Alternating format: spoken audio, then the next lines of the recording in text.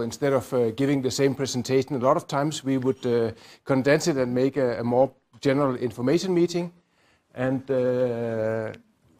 when I'm talking about we are the Research Support DTU, which is a research support unit at DTU.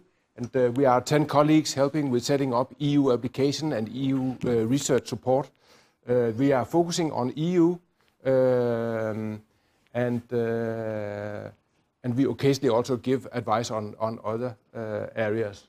And it's my colleague Myhan sitting over here, and my colleague Frans, who are the co-organizer of this meeting.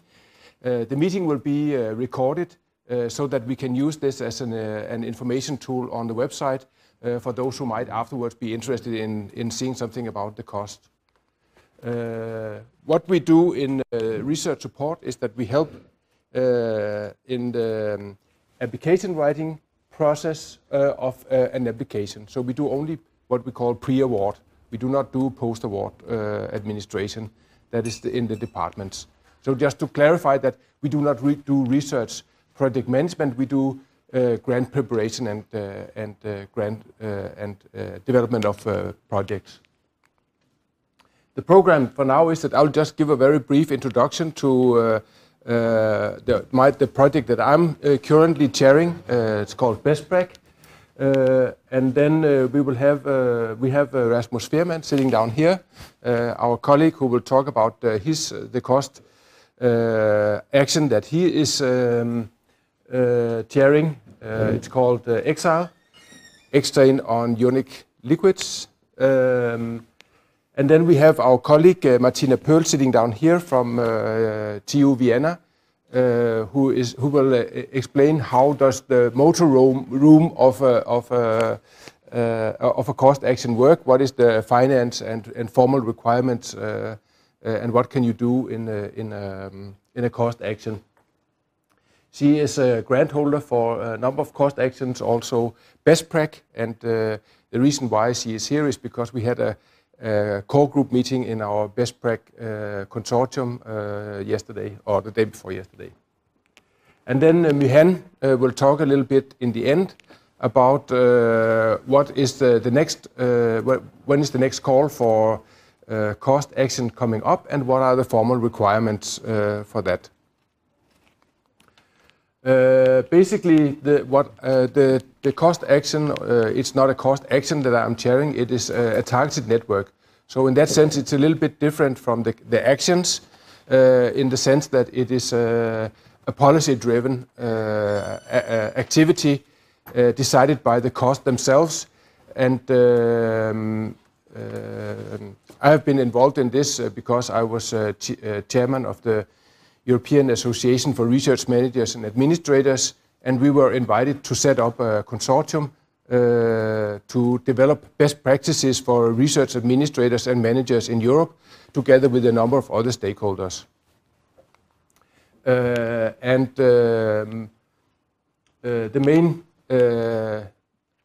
target was to develop also a bridge for inclusiveness countries to become involved in European research, and a special focus on early stage administrators wanted to learn from more experienced colleagues from Europe to improve the quality of running research projects in Europe. Currently, we are almost closing the network. We will end in October. We have had more than 400 participants from more than 40 countries involved in the project. We are divided in 3 working groups: an administration, a finance, and a legal one. And the administration one is, of course, looking at how do we manage research projects? How do we support and facilitate the research process from the pre-award phase to the project management and closing of projects. And we have developed a number of tools and best practices, guidelines, what to do and what not to do. And we are currently on the edge of also publishing Wikipedia or wiki on what is research management and research administration about, that will collect all this input material from the project's life cycle. And I can just very quickly say that the way we are setting up our research support team is heavily influenced by the work we have done in this best practice. The finance one has been focusing on how to interpret the extremely extensive guidelines for applicants for EU projects, but they have also been working on not only EU Horizon 2020 projects, but also on regional funding projects. And the legal working group has also, they have developed a number of tools for how to run successful research projects. We have had working group activities. So in these 3 working groups, we have a management committee. We'll come back to what that is in a few seconds, and training schools and short-term scientific missions as the tools we are using, and we'll come back to that. And this is our current core group, and we will just be finishing here in a few months. We are focusing also on monitoring and reporting on the gender balance, how many early stage administrators are involved in the project, and how many of our colleagues is coming from inclusiveness countries. So we are supposed to, as part of the outcomes of our project, we are supposed to report on this. Excuse me, what is inclusiveness countries? Inclusiveness countries is it's the new EU member states in principle, and new in the sense that it's the newest EU member state, but it also includes Portugal, Spain, Portugal, Greece. I have the list on my slides. Yeah.